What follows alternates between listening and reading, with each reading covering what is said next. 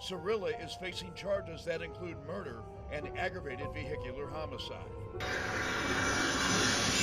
Investigators say it was during the early morning hours of July 31st, 2022, that the then 17-year-old Shirilla drove her car at high speed to the dead end of Progress Drive Business Park in Strongsville, the deadly accident.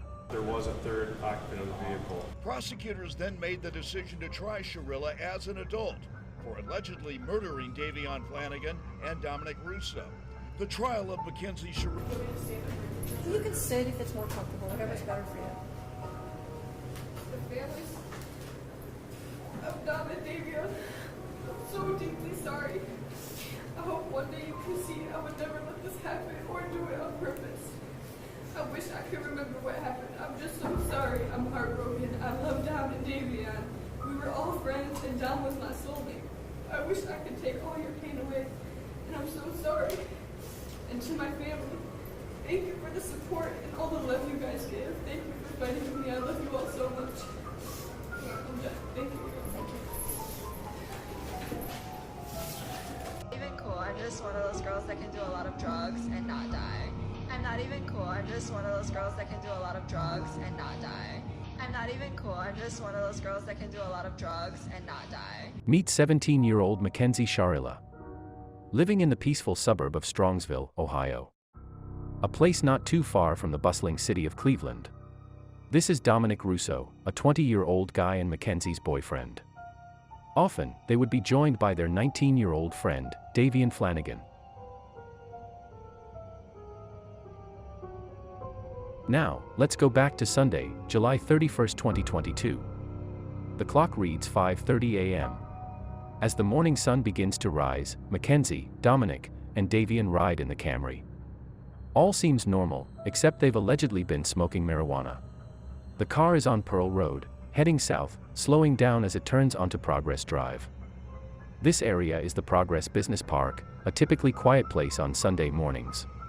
As they approach Alameda Drive, a large 250,000 square foot building becomes visible.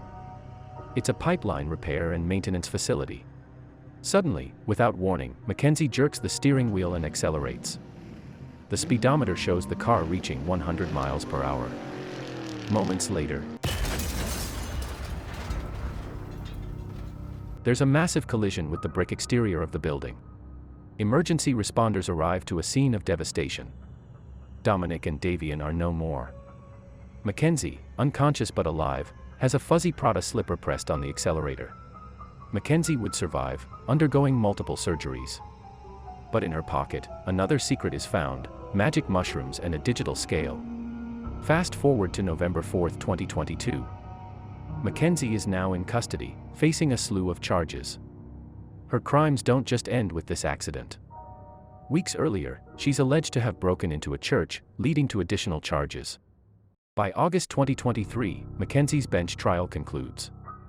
The verdict: guilty. Her sentence: life with the possibility of parole after 15 years. The judge's words are biting and clear: Mackenzie's actions were not reckless driving but murder. But, was justice served?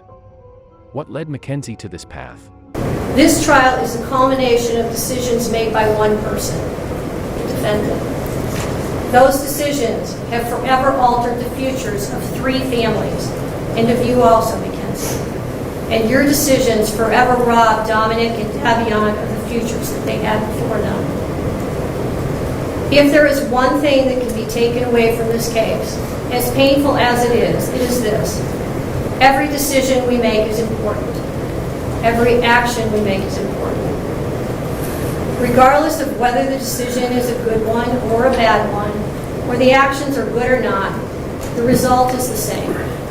The consequences ripple through time and affect many more people than one might think at the time of the decision.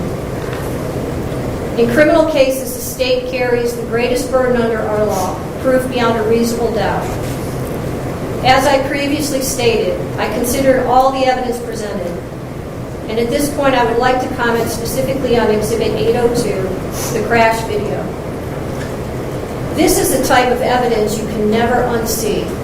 You can never forget the visual or audio of this exhibit. It is chilling and tragic.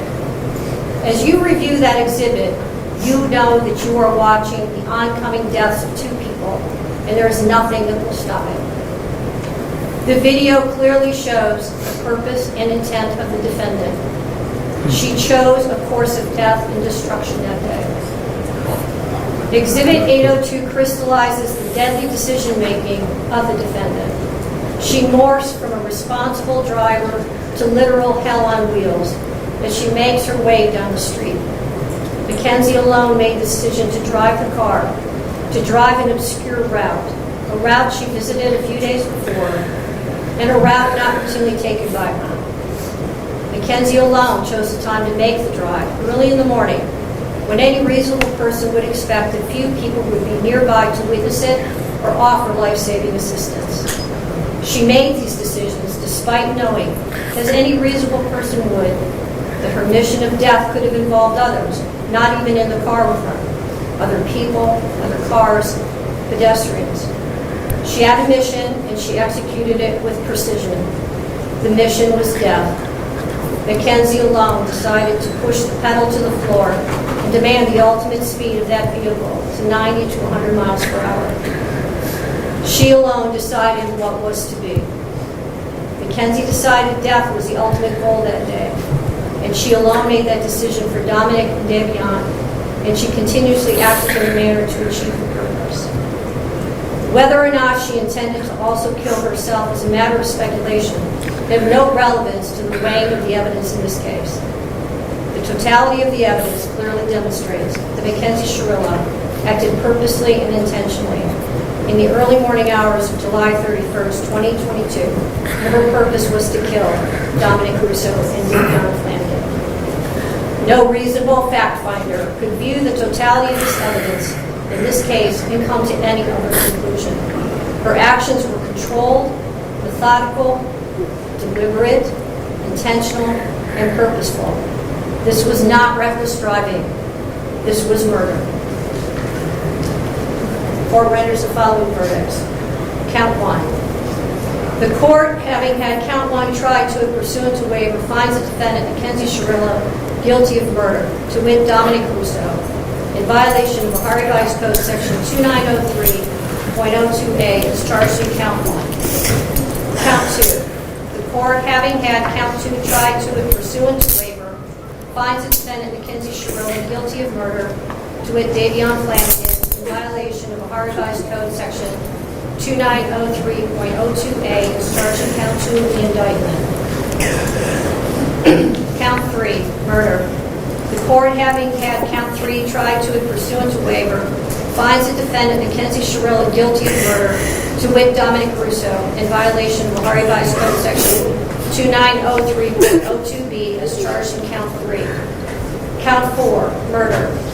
The court, having had count 4 tried to it pursuant to waiver, finds the defendant, Mackenzie Shirilla, guilty of murder, to wit Dominic Russo, in violation of Ohio Revised Code Section 2903.02b as charged in count 4.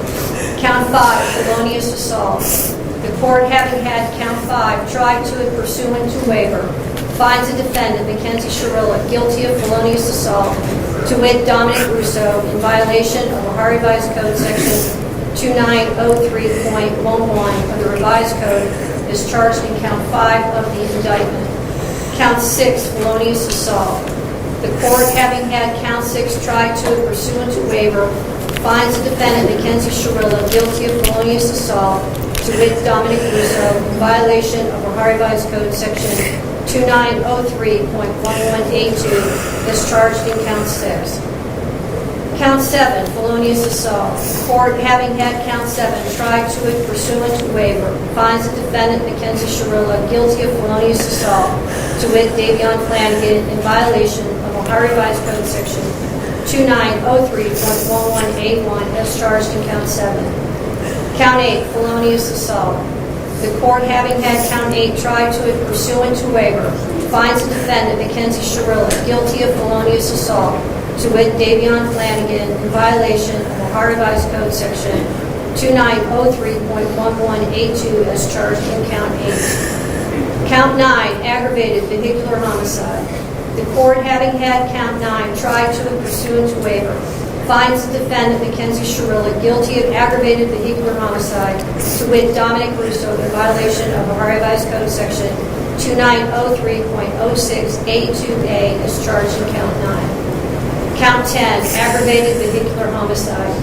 The court, having had count 10 tried to and pursuant to waiver, finds the defendant, Mackenzie Shirilla, guilty of aggravated vehicular homicide, to wit, Davian Flanagan, in violation of Ohio Revised Code Section 2903.06A2A, as charged in count 10. Count 11, drug possession.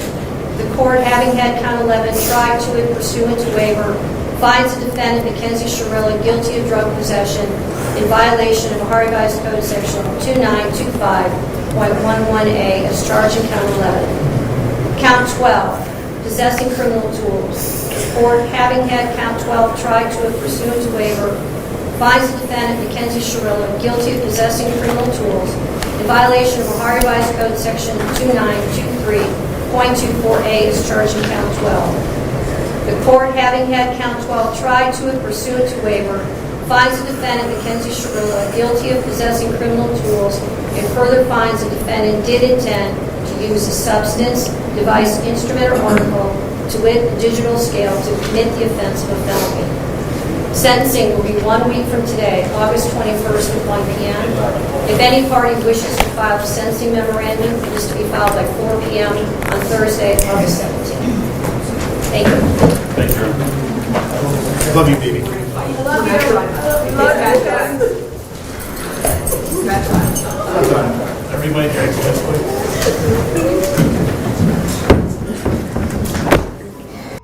Close friends and family testify about the tumultuous relationship between Mackenzie and Dominic. Arguments, threats, volatile episodes, their love story was far from fairy tale perfect. Evidence even suggests Mackenzie had previously threatened to crash her car during a disagreement. Moreover, Mackenzie had visited the Progress Business Park days before the accident, arousing suspicions. Yet, on the defense side, Mackenzie's mother testifies about her daughter's medical condition causing blackouts. Friends talk about the couple's plans for the future. What truly went on inside Mackenzie's mind remains a mystery. Was it a reckless act gone wrong, or a premeditated move to end it all? Only Mackenzie knows. Regardless, the tragic tale of Mackenzie Shirilla stands as a chilling reminder. Emotions, when not handled right, can lead down a dangerous path, taking innocent lives along with it. Thank you so much for tuning in. As soon as a new update rolls out, I'll be right here to keep you in the loop. So, don't miss out, please hit that subscribe button, and I'll see you in the next video. Take care.